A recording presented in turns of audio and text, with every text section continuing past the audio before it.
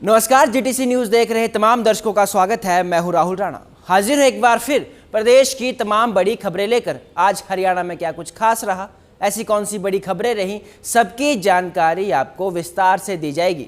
लेकिन सबसे पहले शुरुआत करेंगे आज की हरियाणा की 10 बड़ी खबरों से। गुरुग्राम में सीएम सैनी ने किया योगा, सीएम के साथ मंत्री राव नरवीर सिंह भी रहे मौजूद। सीएम सैनी ने योग पखवाड़े की घोषणा की, युवाओं को नशे से दूर रहने की अपील। मुख्यमंत्री नायब सिंह सैनी ने 310 ईआरवी को दिखाई हरी झंडी। ईआरवी से हरियाणा पुलिस की क्षमता बढ़ेगी। Make in Haryana policy Gurugram में होगी लॉन्च। प्रदेश के मुख्यमंत्री नायब सिंह सैनी ने गुरुग्राम में सुनी लोगों की शिकायतें। 16 एजेंडा वाली जिला लोक संपर्क एवं शिकायत निवारण समिति की बैठक की अध्यक्षता की। लोगों की समस्याओं का किया समाधान। रेवाड़ी एम्स की बड़ी सौगात, जुलाई तक शुरू होगी ओपीडी। 50 सीटों के साथ इस साल शुरू होगा संस्थान। हरियाणा के स्वास्थ्य मंत्री आरती सिंह राव ने दी जानकारी। महंगाई के खिलाफ सड़कों पर उतरी इनेलो। यमुनानगर में इनेलो का जोरदार प्रदर्शन। बढ़ती महंगाई पर सरकार को चेतावनी। पेट्रोल डीजल की कीमतों को लेकर हल्ला बोल। पीएम के नाम सौंपा ज्ञापन। नेहरूगढ़ के नरेंद्र ने रचा नया कीर्तिमान। उत्तरी अमेरिका की सबसे ऊंची ज्वालामुखी चोटी पर लहराया तिरंगा। 7 महाद्वीपों की सर्वोच्च चोटियों पर किया सफल आरोहण। सोनीपत के अखाड़े से निकली मीनाक्षी ने किया बड़ा उलटफेर। विनेश को हराकर एशियाई चैंपियनशिप से किया बाहर। मीनाक्षी ने 53 किलोग्राम वर्ग में जीत की हासिल। कुरुक्षेत्र में माइनिंग ठेकेदार पर हमला, बाइक सवार बदमाशों ने की फायरिंग। पुलिस ने मामला दर्ज कर जांच की शुरू। यमुनानगर में अमेरिका से डिपोर्ट हुए युवक की सड़क हादसे में मौत। थार और स्कॉर्पियो के आमने सामने हुई जोरदार टक्कर। हादसे में 3 साथी भी हुए घायल, वीडियो आया सामने। और हरियाणा के 4 जिलों में बारिश और आंधी का अलर्ट। 50 किलोमीटर प्रति घंटे की रफ्तार से चलेंगी हवाएं। 7 दिन में तापमान बढ़ने का अनुमान। और अब खबरें विस्तार से। हरियाणा के मुख्यमंत्री नायब सिंह सैनी ने आज यानी सोमवार को गुरुग्राम के सेक्टर 29 स्थित लेजर वैली ग्राउंड में योग कर प्रदेशवासियों को स्वस्थ जीवन शैली अपनाने का संदेश दिया। इस दौरान कैबिनेट मंत्री राव नरवीर सिंह, विधायक और अन्य जनप्रतिनिधि भी मौजूद रहे। कार्यक्रम आगामी अंतर्राष्ट्रीय योग दिवस की तैयारियों के तहत आयोजित किया गया। मुख्यमंत्री ने अंतर्राष्ट्रीय योग दिवस के उपलक्ष्य में प्रदेश व्यापी योग पखवाड़े की घोषणा करते हुए कहा कि जिला, ब्लॉक, पंचायत, गांव और वार्ड स्तर पर योग कार्यक्रम आयोजित किए जाएंगे। उन्होंने कहा कि सरकार का उद्देश्य योग को हर नागरिक की दिनचर्या का हिस्सा बनाना है ताकि समाज स्वस्थ और सशक्त बन सके। युवाओं को संबोधित करते हुए मुख्यमंत्री ने नशे से दूर रहने की अपील की। उन्होंने कहा कि विकसित भारत का सपना तभी साकार हो सकता है जब देश का हर नागरिक स्वस्थ हो। योग मुक्त हरियाणा, नशा मुक्त हरियाणा हमारा संकल्प है और युवाओं को अपनी ऊर्जा सकारात्मक दिशा में लगानी चाहिए। तो वहीं दूसरी तरफ मुख्यमंत्री सैनी ने हरियाणा पुलिस को भेंट की जा रही 310 इमरजेंसी रिस्पांस व्हीकल यानी ईआरवी को हरी झंडी दिखाकर रवाना किया। इस अवसर पर मुख्यमंत्री ने कहा कि ये सभी ईआरवी प्रदेश के विभिन्न जिलों में वितरित की जाएंगी, जिससे पुलिस व्यवस्था को और अधिक मजबूत बनाया जाएगा। उन्होंने कहा कि आधुनिक सुविधाओं से लैस इन वाहनों के पुलिस बेड़े में शामिल होने से आपातकालीन परिस्थितियों में पुलिस की क्षमता और बढ़ेगी। इससे कानून व्यवस्था बनाए रखने, अपराध नियंत्रण और नागरिकों को समय पर सहायता उपलब्ध कराने में मदद मिलेगी। मुख्यमंत्री ने कहा कि राज्य सरकार पुलिस के आधुनिकीकरण और संस्थानों को मजबूत करने के लिए लगातार प्रयासरत है। नई ईआरवी के माध्यम से पुलिस घटनास्थल पर तेजी से पहुंच सकेगी और आमजन को बेहतर सुरक्षा सेवाएं मिलेंगी। तो टीवी स्क्रीन पर आप ये 2 तस्वीरें देख सकते हैं, जहां एक तरफ मुख्यमंत्री नायब सिंह सैनी योग कर रहे हैं, फिट इंडिया का संदेश दे रहे हैं, तो वहीं दूसरी तरफ कानून व्यवस्था को बनाए रखने के लिए आज पुलिस को एक बड़ी सौगात दी। प्रदेश के मुख्यमंत्री नायब सिंह सैनी आज गुरुग्राम दौरे पर रहे, जहां उन्होंने आम लोगों की शिकायतें सुनकर उनके समाधान के लिए अधिकारियों को आवश्यक निर्देश दिए। मुख्यमंत्री ने सिविल लाइन स्थित स्वतंत्रता सेनानी जिला परिषद हॉल में जिला लोक संपर्क एवं कष्ट निवारण समिति की मासिक बैठक की अध्यक्षता की। बैठक में विभिन्न विभागों से जुड़े 16 परिवाद उनके समक्ष रखे गए, जिनकी सुनवाई करते हुए मुख्यमंत्री ने संबंधित अधिकारियों को कार्रवाई के निर्देश दिए। इस दौरान उद्योग एवं वाणिज्य मंत्री राव नरवीर सिंह, स्थानीय विधायक और वरिष्ठ प्रशासनिक अधिकारी भी मौके पर मौजूद रहे। टोटल 16 मामले थे। 16 में से 13 का समाधान हुआ है, 3 को पेंडिंग रखा गया, उनको लंबित किया गया है। उसमें समस्याएं थी, एक लीलावती था, उसका श्रीमती लीलावती के निवास की बात थी लक्ष्मण विहार में, उसकी गलत रजिस्ट्री हुई है। उसके बारे में जांच कर कार्रवाई भी कहा है, भी कार्रवाई होनी चाहिए और पीड़ित महिला को न्याय मिलना चाहिए, उसको मकान वो वापस मिले, उसको लेकर के अधिकारियों को दिशा निर्देश दिए गए हैं। और इसी प्रकार सेक्टर 4 से संबंधित वहाँ पर कई समस्याएं थी सेक्टर 4 को लेकर के, उन समस्याओं के समाधान के लिए भी टाइम बाउंड समय में उसको सॉल्व करने का आदेश दिया गया है और उसकी पूरी रिपोर्ट भी मेरे को प्रस्तुत की जाएगी, ये भी कहा गया है। और इसी प्रकार सड़कों की समस्याओं को लेकर के भी, कोई सड़क टूटी भी ना हो, उसकी भी स्थिति की रिपोर्ट ली गई है। अगर कहीं कोई सड़क टूटी हुई है तो उसका टेंडर लगा हुआ है और जल्दी ही उसके ऊपर काम शुरू हो जाएगा। और उसकी अलग अलग विभाग से, चाहे हमारा एमसी है, चाहे जीएमडीए है, एचएसवीपी है या हमारा एचएसआई या डीसी है, इन अलग अलग विभागों की सड़कों की जानकारी भी ली गई है। और कुछ लोगों ने डायरेक्ट भी एप्लीकेशन दी है, उन एप्लीकेशंस की विभाग से भेज करके जिसकी भी जो समस्या है उसका समाधान किया जाएगा। हरियाणा के लिए स्वास्थ्य क्षेत्र में एक बड़ी खुशखबरी सामने आई है। रेवाड़ी में बन रहा एम्स अब जल्द ही लोगों की स्वास्थ्य सेवाएं देना शुरू करेगा। स्वास्थ्य मंत्री आरती सिंह राव के मुताबिक जुलाई तक यहां ओपीडी सेवाएं शुरू होने की संभावना है, जबकि इसी साल 50 एमबीबीएस सीटों के साथ शैक्षणिक गतिविधियां भी शुरू की जाएंगी। सरकार का दावा है कि इससे दक्षिण हरियाणा के लाखों लोगों को बेहतर इलाज और मेडिकल शिक्षा के नए अवसर मिलेंगे। 5 कॉलेजेस हैं, एक जींद में खुलने जा रहा है, शायद इसी साल हमें हैंडओवर मिल जाए, तो उसके बाद हम प्रक्रिया शुरू करेंगे कि कितनी सीट्स मिलती हैं, वो आप जानते हैं नेशनल मेडिकल काउंसिल करता है। उसके बाद कुटेल में, करनाल में सुपर स्पेशलिटी कॉलेज भी, हॉस्पिटल भी बन रहा है। और फिर हमारा यमुनानगर, सिरसा, यहाँ पे भी मेडिकल कॉलेजेस बन रहे हैं, तो वो उनको थोड़ा वक्त लगेगा, मगर जींद और कुटेल इस साल शायद हैंडओवर हो जाए। जी, हम चाहते हैं, क्योंकि हम ग्रीन अर्थ की तरफ ज़्यादा ध्यान दे रहे हैं। मोदी जी का भी यही सपना है कि हम कम से कम पेट्रोल और डीज़ल पर निर्भर रहें, तो बैकअप तो रहता ही है, मगर इसके साथ साथ हम सोलर पैनल्स लगाना चाह रहे हैं सभी सिविल अस्पतालों में, ताकि हम अपनी बिजली खुद बना सकें और उसको फिर इस्तेमाल कर सकें। अंतर्राष्ट्रीय महिला पहलवान और जुलाना से विधायक विनेश फोगाट एशियाई खेलों के लिए दिल्ली में हुई ट्रायल के दौरान हार गईं। सेमीफाइनल में जींद के चावरी गांव की बेटी मीनाक्षी ने विनेश फोगाट को 4-6 के अंतर से हराकर ट्रायल से बाहर कर दिया। इसके साथ ही विनेश फोगाट को एशियाई खेलों में भाग लेने का सपना भी अब टूट गया है। बता दें कि मीनाक्षी गोयत भी अंतर्राष्ट्रीय पहलवान है और साधारण किसान परिवार से वह संबंध रखती हैं। उनके पिता प्रेम सिंह खेतीबाड़ी का काम करते हैं, लेकिन बेटी को कुश्ती के क्षेत्र में आगे बढ़ाने के लिए फिलहाल वह सोनीपत में रहते हैं। मीनाक्षी की 2 बहन और एक भाई है, जबकि मां हाउसवाइफ हैं। बता दें कि मीनाक्षी गोयत जींद की बेटी हैं, जबकि विनेश फोगाट की शादी जींद के गांव बख्ता खेड़ा में हुई है। एशियाई खेलों की ट्रायल को लेकर चावरी गांव में उत्साह का माहौल था। ग्रामीणों को विश्वास था कि उनकी बेटी मीनाक्षी इसमें सफलता हासिल करेगी। मीनाक्षी गोयत ने विनेश फोगाट जैसी दिग्गज खिलाड़ी को हराकर अपनी सफलता की शुरुआत कर दी है। ग्रामीणों का विश्वास है कि मीनाक्षी देश के लिए एशियाई खेलों में गोल्ड मेडल जीतेगी। पहले से टारगेट लेके चले थे कि भाई मतलब अच्छा नाम का रेसलर बनानी है, नाम बड़ा हो।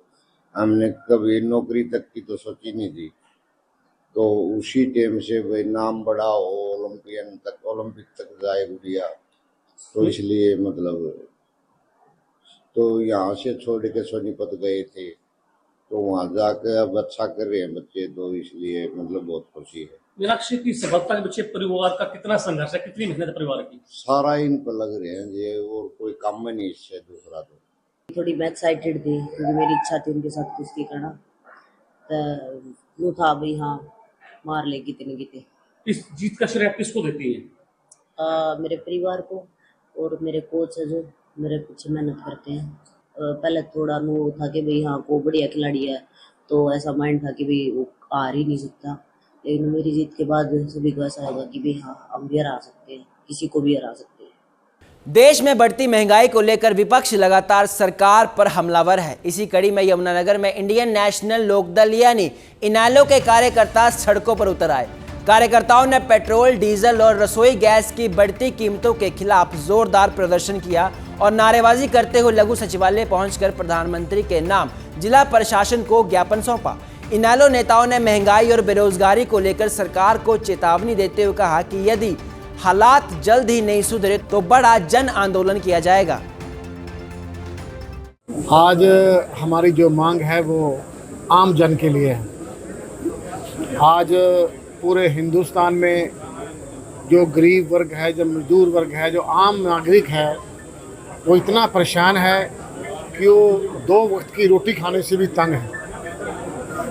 अगर खुदा ना खास्ता और घर में कोई बीमारी आ जाए तो उसे कुछ ना कुछ बेच के ही अपनी जान बचानी पड़ेगी, ये पोजीशन है। क्योंकि हर रोज़ गैस के रेट बढ़ रहे हैं। मैंने सुना है कि आज भी गैस के रेट कमर्शियल के बढ़े हैं, गैस के रेट बढ़ रहे हैं, डीजल पेट्रोल के रेट बढ़ रहे हैं।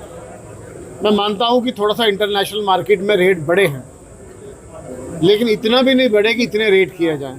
सरकार को अपनी जीएसटी कम करनी चाहिए। अगर लोगों के बारे में ये कुछ सोचते हैं तो अपनी जीएसटी कम करो और उन कंपनी के ऑडिट करो। जिस वक्त देश में पूरे इंटरनेशनल मार्केट में बहुत फ्यूल का रेट बहुत कम था, जब इन्होंने लाखों अरबों करोड़ रुपया कमाया, वो भी तो हिंदुस्तान के लोगों से कमाया। अगर आज कुछ कम कमा लेंगे तो क्या फ़र्क पड़ता है। लेकिन आज हमारे इतनी महंगाई है कि लोग पहले कहते थे 3 वक्त की रोटी, आज 2 वक्त की रोटी भी नहीं चल रही। हर चीज़ बहुत महंगी है और सस्ता है तो सिर्फ किसान का अनाज। जब किसान से लिया जाता है तो सस्ते दाम पे लिया जाता है और जब मार्केट में बेचा जाता है तो बहुत ज़्यादा महंगा मिलता है। अगर यही अच्छे दिन हैं तो भाई हमारे को बुरे दिन ही अच्छे थे। तो इसलिए हम आज डीसी साहब को ज्ञापन दिया है। उनके माध्यम से हम प्रधानमंत्री जी को ये बताना चाहते हैं कि जो आम जन है वो बहुत परेशान है। क्योंकि जिस तरह में बांग्लादेश में या नेपाल में वहाँ के जो शासक थे वो भी नहीं सुन रहे थे, उनके भी आंखों में पट्टी बांध रखी जैसे कि हिंदुस्तान में है। तो ये अगर टाइम सर ये जाग जाएं, आंखों से पट्टी खोल लें और लोगों की बात सुन लें, ये एक देश में डेमोक्रेसी है, राजे का राज नहीं है। राजस्थान पुलिस ने नकली नोटों के एक बड़े नेटवर्क का पर्दाफाश करते हुए हरियाणा के फरीदाबाद में छापेमारी कर आरोपी को गिरफ्तार किया। कार्रवाई के दौरान पुलिस ने नकली नोट छापने में इस्तेमाल होने वाला प्रिंटर, उपकरण और संदिग्ध नोट बरामद किए हैं। इससे पहले दौसा में पकड़े गए आरोपियों से पूछताछ में मिले सुरागों के आधार पर यह कार्रवाई की गई थी। पुलिस अब इस पूरे नेटवर्क के अन्य सदस्यों की तलाश में जुटी है और ये पता लगाने का प्रयास कर रही है कि फर्जी करेंसी का ये कारोबार कितने राज्यों तक फैला हुआ है। ये दौसा पुलिस स्टेशन कोतवाली पे एक मुकदमा दर्ज हुआ था जिसमें 40,000 नकली नोटों के साथ एक व्यक्ति को अरेस्ट किया था। उस व्यक्ति ने नोटों का सोर्स यहाँ दिल्ली से बताया था, उसके इन्वेस्टिगेशन के लिए आए थे। यहाँ से डिटेन करके और नोट छापने के लिए प्रिंटर और कुछ जाली नोट यहाँ से बरामद किए। तो ये गाड़ी से पकड़े गए हैं सर या घर से पकड़े गए हैं? हाँ, ये घर के पास ही गाड़ी में लोड कर रखा था, गाड़ी से ही डिटेन किया। राजस्थान पुलिस ने नकली नोटों के कारोबार से जुड़े एक बड़े नेटवर्क का खुलासा करते हुए फरीदाबाद के बसंतपुर गांव में छापेमारी कर एक आरोपी को गिरफ्तार किया है। कार्रवाई के दौरान पुलिस ने मौके से नकली नोट छापने में इस्तेमाल होने वाले प्रिंटर, उपकरण और कुछ नकली नोट भी बरामद किए हैं। दौसा कोतवाली थाना प्रभारी मुकेश कुमार ने बताया कि कुछ समय पहले पुलिस ने आयुष मीणा नाम के एक युवक को गिरफ्तार किया था और उसके कब्जे से 40,000 रुपये जो है नकली नोट बरामद किए गए थे। प्रारंभिक जांच में सामने आया है कि आरोपी नकली नोटों की को जो है कम कीमत पर बेचकर उन्हें बाजार में चलाने की कोशिश कर रहा था। पूछताछ के दौरान मिली जानकारी के आधार पर पुलिस ने राजस्थान के करावपुरा क्षेत्र से जो है कुलदीप गुजर नामक एक अन्य युवक को भी गिरफ्तार किया। दोनों आरोपियों से पूछताछ में पुलिस को नकली नोटों के नेटवर्क से जुड़े महत्वपूर्ण सुराग मिले। जांच को आगे बढ़ाते हुए पुलिस की टीम दिल्ली पहुंची, जहां मिले इनपुट के आधार पर फरीदाबाद के गांव बसंतपुर की गली नंबर 1 में छापेमारी की गई और यहां किराए के मकान में रह रहे 32 वर्षीय संतोष को हिरासत में लिया गया। पुलिस के अनुसार छापेमारी के दौरान आरोपी से जो है नकली नोट और छापने वाले प्रिंटर और अन्य सामान वाहन में रखकर फरार होने की तैयारी में था, लेकिन टीम ने समय रहते उसे पकड़ लिया और मौके से नकली नोट तैयार करने में उपयोग किए जाने वाले उपकरण और कुछ संदिग्ध नोट भी बरामद किए हैं। राजस्थान पुलिस अब गिरफ्तार आरोपी से पूछताछ कर रही है और पता लगाने में जुटी हुई है कि नकली नोटों का यह नेटवर्क कितने राज्यों में सक्रिय था। जीटीसी न्यूज़ के लिए फरीदाबाद से अजय वर्मा। धर्मनगरी कुरुक्षेत्र के शाहबाद में देर रात उस समय सनसनी फैल गई जब माइनिंग कारोबार से जुड़े एक ठेकेदार पर अज्ञात बदमाशों ने ताबड़तोड़ फायरिंग कर दी।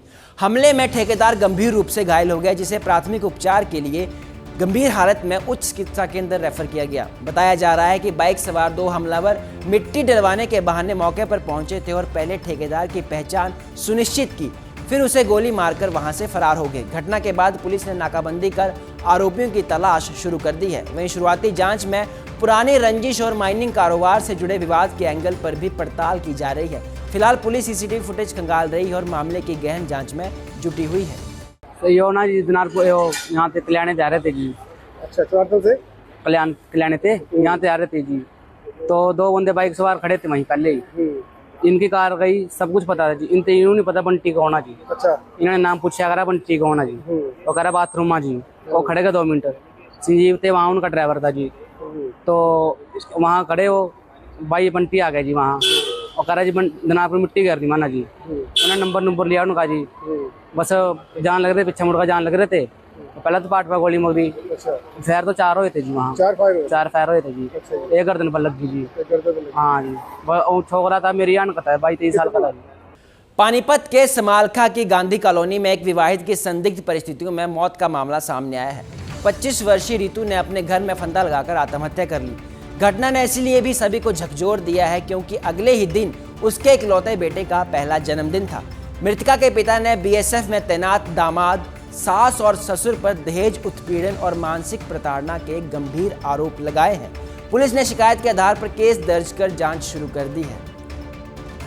शादी के बाद से ही उस बच्ची को टॉर्चर कर रहे थे। जो लड़की का जो हस्बैंड है वो सब इंस्पेक्टर है, तो उसके माँ बाप इस तरह का हमारा लड़का सब इंस्पेक्टर लग रहा है, तुमने क्या दिया, किस तरह से दिया, ये बातें लड़की ने लड़की के पापा को बताई थी, जैसे हमें बताया गया। और इस जो ये लड़का है संजय, इसका किसी अन्य लड़की के साथ अफेयर भी था। लड़की ने अपने पापा को फ़ोन करके बताई ये चीज़ें, लेकिन जो लड़के के जो परिवारजन थे वो इन चीज़ों को नज़रअंदाज कर रहे थे। लड़की को बार बार मानसिक टॉर्चर बहुत ज़्यादा वो किया जा रहा था। गांधी कॉलोनी समालखा में एक हैंगिंग हो गई है लेडीज़ की, तो सूचना पाकर हम वहाँ पहुँचे तो वहाँ देखा तो उसको नीचे उतार रखा था और 25 साल की उम्र थी। रितु रानी नाम है वो लड़की का, शादीशुदा, एक बच्चा उनके पास। तो उसके वारसान आए, फिर उसके वारसान ने कंप्लेंट दी है उसके पिताजी हीरा लाल ने। तो उन्होंने कहा भाई दहेज है मांगने की एवज में हत्या हुई है, इसकी परेशान कर रखा था मेरी बेटी को। इस एवज में हमने FIR दर्ज कर दी है और अब पोस्टमार्टम करा रहे हैं। आगे जांच जैसी होगी कार्रवाई में मिलाई जाएगी। कुरुक्षेत्र की जाट धर्मशाला में भारतीय किसान यूनियन की अहम बैठक आयोजित की गई, जिसमें भारत और अमेरिका के बीच प्रस्तावित ट्रेड डील को लेकर किसानों ने गहरी चिंता जताई। बैठक में हरिद्वार के VIP घाट पर आयोजित होने वाले 3 दिवसीय राष्ट्रीय चिंतन शिविर की तैयारियों पर भी चर्चा हुई। बैठक के बाद किसानों ने अमेरिका डेपुटेशन का पुतला फूंककर ट्रेड डील के खिलाफ जोरदार प्रदर्शन किया। किसान नेता गुरनाम सिंह चुड़ूनी ने चेतावनी दी कि यदि सरकार ने किसानों की मांगों को अनदेखा किया तो देश भर में बड़ा आंदोलन छेड़ा जाएगा, जिसकी जिम्मेदारी खुद सरकार की होगी। इस डील को लागू नहीं होने दिया जाएगा और 6, 7, 8 3 दिन का हम शिविर रख रहे हैं हरिद्वार में VIP घाट पे। उसमें भी इसके ऊपर चर्चा करके वो हमारे सारे संगठन का जो हरियाणा का, पंजाब, उत्तराखंड, यूपी सारे इकट्ठे होकर वहाँ विचार करेंगे कि इस पे अगला एजिटेशन हम क्या करें। तो कितने संगठन वहाँ पे आएंगे या आपके? नहीं, वो हमारे संगठन का है और इसके साथ हमने दूसरे संगठनों से संपर्क करना शुरू किया। हरियाणा के कुछ संगठनों की मीटिंग थी अभी 5-7 दिन में, हम पंजाब के संगठनों की और फिर यूपी के संगठनों की, इनकी मीटिंग करके और इस आंदोलन को बड़ा रूप देने की तैयारी करेंगे। अभी जो पुतला फूका है, जो डेपुटेशन अमेरिका से आ रहा है कल, उसके आने की पूर्व संध्या पर हमने जो है वो अमेरिकी डेपुटेशन का पुतला जलाया है। और ये सरकार को हम चेतावनी देना चाहते हैं कि मोदी जी हल्के में मत ले, अगर किसान नहीं बचेगा तो तेरी सरकार भी नहीं बचेगी। 4 तारीख को जो है आने वाली जो 4 जून है, 4 जून को सभी जिला हेडक्वार्टरों के ऊपर या इस डेपुटेशन का पुतला जला के हम विरोध करेंगे कि भारत के किसानों को, भारत के लिए ये जो ट्रेड डील है ये किसी तरह लाभदायक नहीं है, इससे केवल अमेरिका का फायदा है।